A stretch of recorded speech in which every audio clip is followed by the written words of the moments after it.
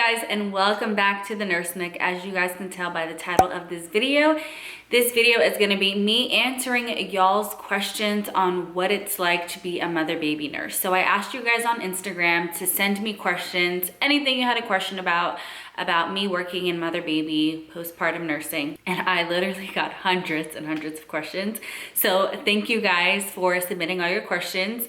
I'm going to answer the most popular questions I got. So I got a lot of questions repeatedly, and so I'm gonna try to hit those questions because I know a lot of people have them. So just a quick background about me. I was an ER nurse for almost 3 years, and so my entire nursing experience has been in the ER. I started in adult ER, and then I did pediatric ER the most recently, and so that is my background experience. And so this is my first time being an inpatient nurse. Totally different, tons of differences between ER and postpartum, and so I'm gonna try to touch on that in this video. And so the first question I got is, do you like mother baby more than the pediatric ER? I'm not gonna say that I like one more than the other. There are different things that I like about each. So what I like about the ER, it's always exciting. There's always something happening. There's always something new. No 2 days are the same. Versus mother baby can be very, very routine. There's a set list of tasks to complete on every patient you get, and it's more so just like completing the task versus having a day that you have no idea how it's gonna go. And so that has been a huge difference for me, trying to get in a more routine. So at the beginning of the day, I more or less know how my day is gonna go. I look at my patients, I know all the tasks I have to do in mother baby, and that is literally my day. I just kind of try to knock out as many tasks as I can.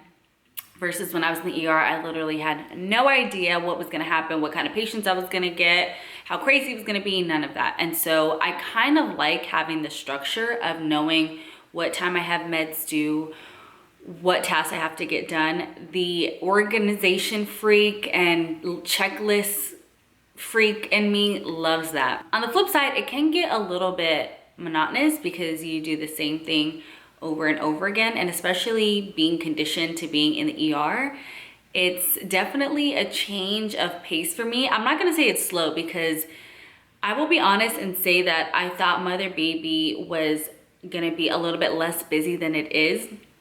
When I was in nursing school, my mother baby rotation was nothing like what it actually is to work on a mother baby unit. I literally saw this much of what it's like, and then I got to the unit and it's actually like this, and I'm like, I had no idea we did all this. I mean, I'm literally starting blood transfusions, giving insulin, checking blood sugars. It's not just like this place where you go and you just cuddle babies and you take babies a bath and you get to chill with the family. It is not like that at all. And I knew it wasn't like that, but I know that mother baby tends to have a perception of being a really lazy place, somewhere that's, you know, super chill. And don't get the wrong impression, it's not always like that. You do have days where you can have, like, you know, a very chill day depending on what patients you have, what has been done for them. But again, there can be days where you're giving multiple blood products to multiple patients, you're chasing sugars. It's not always like chill, calm, and quiet at all. So next question, I'm actually gonna combine two questions. Someone asked, do you think it's possible to become a mother-baby nurse straight out of school? And then another person asked, do you recommend becoming a mother-baby nurse right out of nursing school? So yes, absolutely, you can become a mother-baby nurse right out of nursing school. I work with many of the nurses on my unit, actually started there as new grads. So yeah, absolutely, that's a place that you can definitely start. In fact, most places in nursing, you can start as a new grad. Some places are harder to get into, but it's definitely not impossible. Like ICUs you can get into as a new grad, ERs you can get into as a new grad. Those are places that it's hard to get into as a new grad, but definitely you're able to. Next question, do I recommend it? I recommend going into mother baby as a new grad if you know you want to stick with OB maternity for the rest of your career, because mother baby is a very like specialized place and you don't get to practice skills very much there. So I've been on the unit for 4 months now and I have started 1 IV.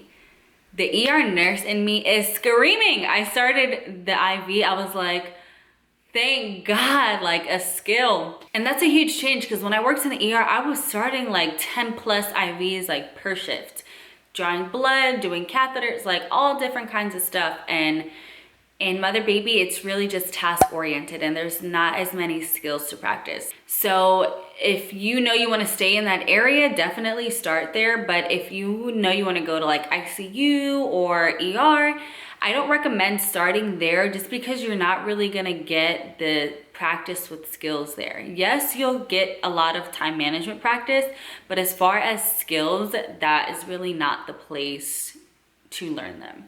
So the next question is, what does your day look like? What kind of tasks do you have to do? So I talk a lot about mother baby being task oriented. I'm gonna break down some of the tasks that we do and what a typical day in my shift looks like. So we'll start, get report at 7 a.m.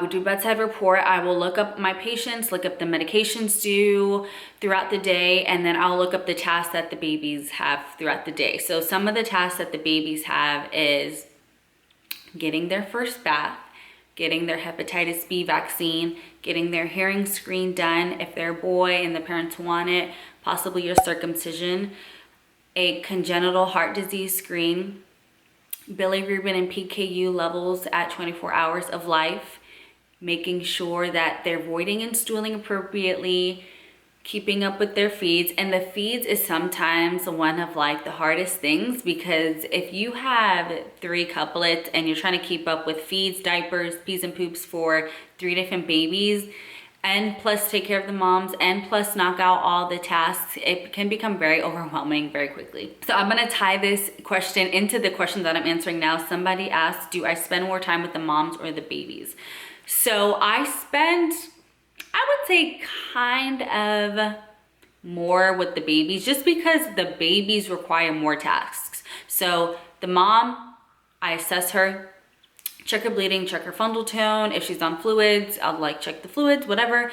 And that's pretty much it. There's not really anything else that I have to do with the mom. Unless she's a C-section, then I have to get her up and walk her. We're measuring her urine. If she has a Foley, I have to pull that. But other than that, the mom does not require a whole lot of tasks besides like pain medication on top of that. The baby, however, requires time-consuming things. So the bath sometimes takes the longest, especially, you know, if you do the bath in the room with the parents, you have to get all the supplies. If you get a warmer, you gotta bring the warmer in there. You know, you gotta be nice and like cute and gentle with the bath.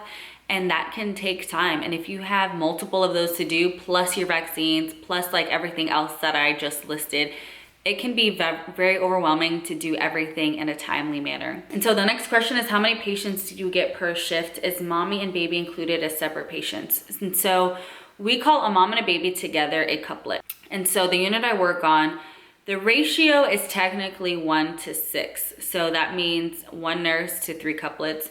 We can go up to 8 patients, but that is rarely, and they try not to do that. But if we're super crazy busy and have no other choice, you know, you gotta take those patients. And so sometimes we will break up the assignment. So 1 nurse will have the mom and 1 nurse will have the baby. Just because the mom may be on like a higher level of care, requiring MAG, IV medications. And so it's a lot for the nurse to have both mom and the baby. So they might break it up and I might have, you know, a baby and another nurse will have the mom or vice versa.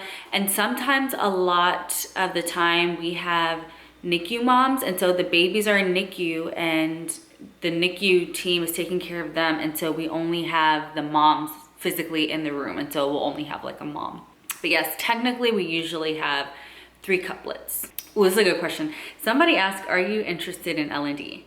I always say that I never am gonna say never, but at this moment I have 0% interest in L&D. There's nothing wrong with L&D. It's just something that I'm just not interested in, honestly. It's very much like the ER to me. It's like the ER of maternity. I've kind of already like been there, done that. It can be like a very high stress environment. It's just, I don't know, I would like to definitely have like a day there where I can just shadow and like learn some stuff, but to actually work there, I don't think that's in the stars for me right at this moment. So somebody asked, is it the same thing as labor and delivery? What makes it different? So postpartum nursing, I should have mentioned this in the beginning, but I normally use postpartum and mother-baby like back and forth. They really mean the same thing. My unit is called mother-baby unit because we take care of both the mom and the baby. Some postpartum units only have the mom, but really it means the same thing. So postpartum nursing is not L&D nursing. We do not deal with the actual birthing process at all. We get the moms after they have already given birth, the baby is out, the baby is stable, then they are transferred to our floor. So I don't help with pushing, I don't help with C-sections, none of that stuff. That is all labor and delivery. Once they get to my unit, the baby is out of the oven and just a normal extra human being outside of the mom's body. Somebody asked, what is the most frustrating thing that you have to deal with? Some of the most frustrating things that I have to deal with, which I don't think is just for mother baby. Honestly, I feel like it's the same across the board with nursing. It's just feeling very, very overwhelmed and feeling like I don't have time to complete all the tasks that I have to do.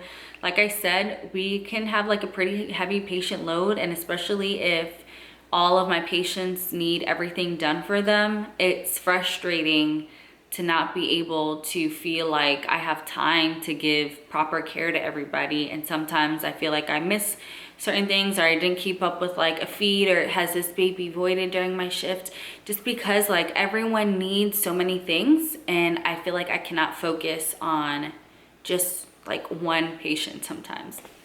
But that's something that's just part of the game of nursing, honestly. That's like anywhere you go. I have definitely mastered my time management and cluster care now, especially having so many patients and needing so many different things. My organization is at an all-time high, guys. And my little note, oh my God, my clipboard, my clipboard is like highlighted to a T with all my little crossy outies. My organization is top tier now. So someone asked me about breastfeeding. This is probably the last question I'm gonna answer for this video. Like I said, I had so many questions. If y'all want me to do a part 2, let me know down below. But this is the last one I'm gonna answer for this video. When breastfeeding, how does a mother know how much the baby is supposed to drink? I can do an entire series on breastfeeding.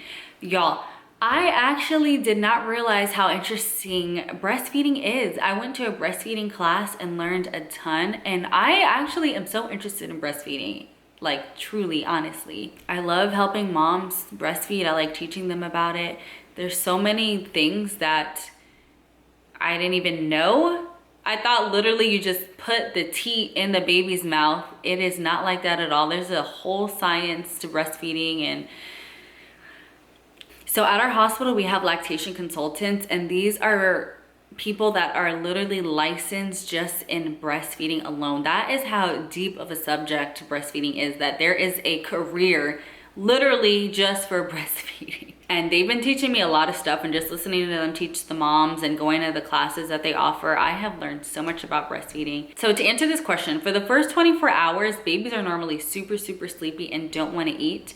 And so you're gonna basically feed that baby until the baby falls asleep for the first 24 hours. When a baby is sucking and feeding, there's no way to tell exactly how many mLs that they got of breast milk. It's kind of just feeding to satisfy them so early in life. Once they start getting a little bit older, they start getting their own schedule.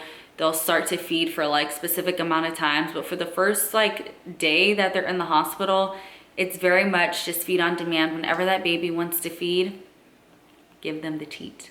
Hey, so that's the end of this video. Thank y'all so much for watching. Again, if you want to see a part 2 to hear some more questions, leave your comment down below. Thank y'all so much for watching.